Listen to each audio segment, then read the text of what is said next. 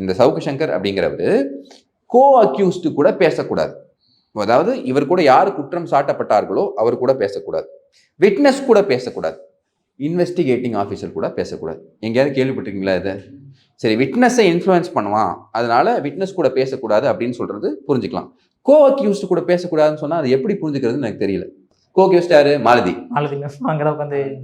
மாலதி அதான் நீங்க பார்த்துருப்பீங்களா, சவுக்கு கூட நிதிஷ்னு ஒரு பையன், அப்புறம் மாலதின்னு ஒருத்தங்க இருப்பாங்க. இப்போ மாலதி கோ அக்யூஸ்ட், மாலதி கூட பேசக்கூடாது அப்படின்னு சொல்றாங்க. அதாவது இது வரைக்கும் நீங்க எங்கேயாவது கேள்விப்பட்டிருக்கீங்களா? இப்போ 2 பக்கத்து வீட்டில் இருக்கவங்க கூட சண்டை வருது. இப்போ ஹஸ்பண்ட் அண்ட் ஒய்ஃப் ஒரு சைடில் இருக்காங்க, அவங்க நெய்பர், இன்னொரு ஹஸ்பண்ட் அண்ட் ஒய்ஃப்.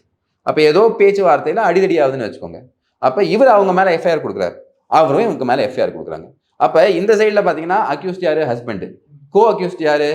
ஒய்ஃபு.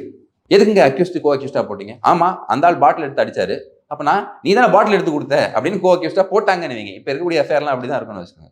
அப்போ இந்த சைடும் அப்போ அப்படி இருக்கு. அப்போ அக்யூஸ்டும் கோ அக்யூஸ்டும் பேசக்கூடாதுன்னா புருஷனும் பொண்டாட்டியும் எப்படி பேசாமல் இருப்பாங்க? ஒரு 2 பேர் லிவிங் டுகெதர்லேயே இருக்காங்கன்னு வச்சுக்கோங்க.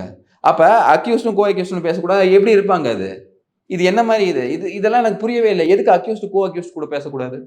விட்னஸை இன்ஃப்ளூயன்ஸ் பண்ணக்கூடாதுன்னு சொன்னா ஓகே, இன்வெஸ்டிகேட்டிங் ஆஃபீஸர் கூட பேசக்கூடாதுன்னு சொல்றது கூட எனக்கு புரியல. இன்வெஸ்டிகேட்டிங் ஆஃபீஸர் ஒரு அக்யூஸ்ட் பேசினா அவர் இன்ஃப்ளூயன்ஸ் ஆயிடுவார்னு வச்சுக்கோங்க. அவர் என்ன மாதிரி இன்வெஸ்டிகேட்டிங் ஆஃபீஸர்?